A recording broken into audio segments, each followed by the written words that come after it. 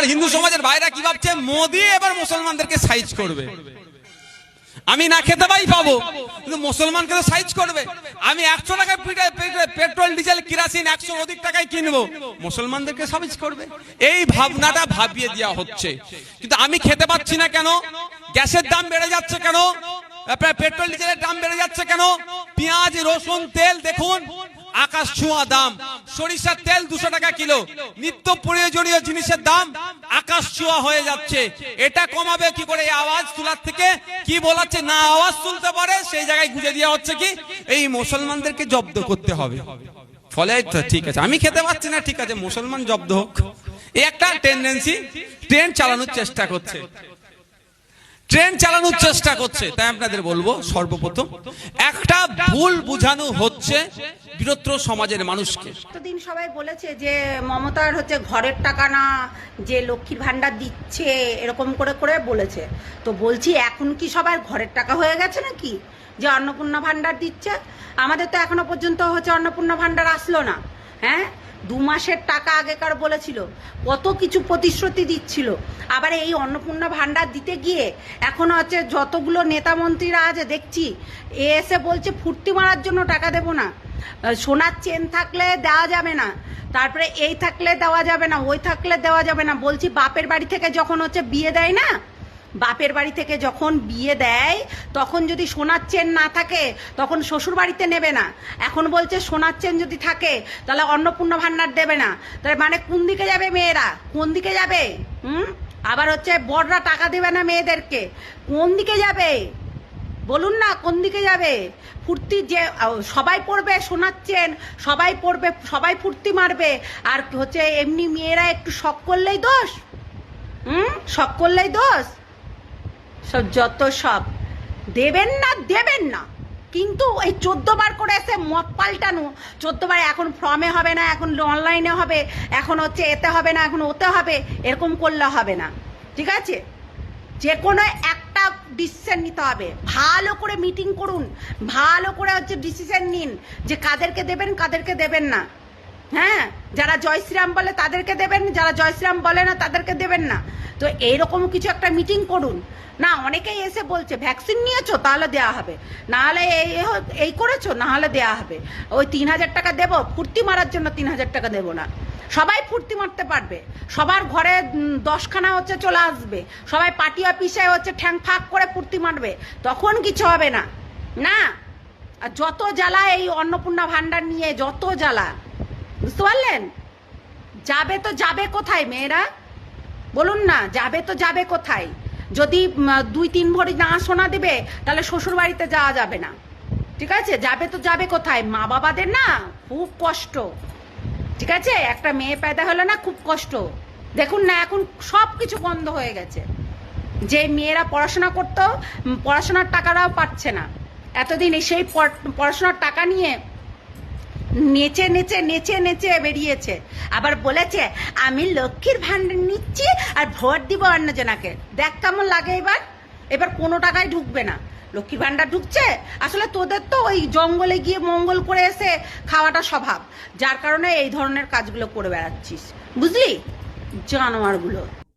ইউসুফ পাঠান এবং আবু তাহের খান, খলিলুর রহমানদেরকে আগামী দিনে আমরা যেখানে বেড়াবে, যেখানে যাবে, সেখানেই সাধারণ মানুষ তাদেরকে এমপি পদ থেকে রিজাইন করার জন্য আমরা দাবি উঠাবো এবং সব জায়গাতে তাদের বিরুদ্ধে আমরা ধিক্কার জানাবো, গো ব্যাক স্লোগান দিবে এবং তাদের এই মুসলিম জনতার সঙ্গে বিশ্বাসঘাতকতা করার জবাব আগামী দিনে আমরা তাদের কাছ থেকে নেবই নেব।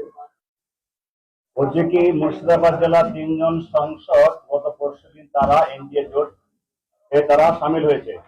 মুর্শিদাবাদ জেলা তথা পশ্চিমবাংলার মানুষ চেয়েছিল যে বিরোধী শিবিরকে আটকানোর জন্য, বিজেপিকে আটকানোর জন্য তারা ভোট দিয়েছিলেন।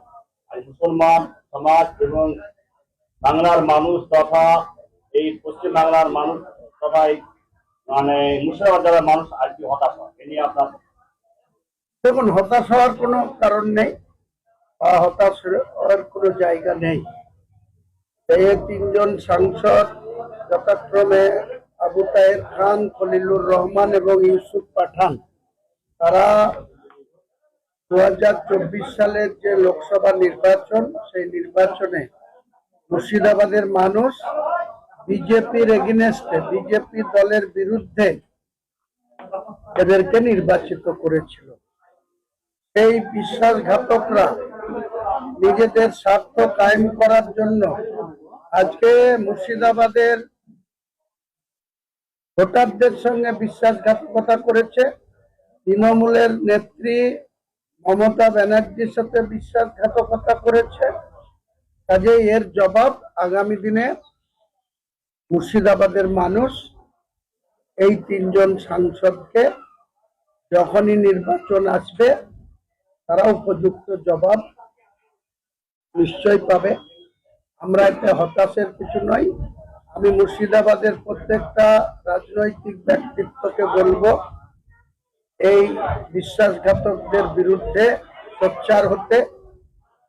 বিভিন্ন দিকে দিকে যেমন রাজ্যের তৃণমূলের তুলাবাজ নেতারা, যারা দুর্নীতিগ্রস্ত নেতারা গ্রেপ্তার হচ্ছে, তাদের কোর্টে প্রডিউস করার সময় যেভাবে মানুষ তাদেরকে টিম ছুটছে, অন্যান্য বস্ত্র দিয়ে আক্রমণ করছে, চোর চোর স্লোগান দিচ্ছে, এদেরকেও মুর্শিদাবাদের প্রত্যেকটা মানুষকে আমাদের আম জনতা উন্নয়ন পার্টির পক্ষ থেকে আমরা ঘোষণা করছি যে এই বিশ্বাসঘাতক এমপি ইউসুফ পাঠান এবং আবু তাহের খান, খলিলুর রহমানদেরকে আগামী দিনে আমরা যেখানে বেড়াবে, যেখানে যাবে, সেখানেই সাধারণ মানুষ তাদেরকে এমপি পদ থেকে রিজাইন করার জন্য আমরা দাবি উঠাবো এবং সব জায়গাতে তাদের বিরুদ্ধে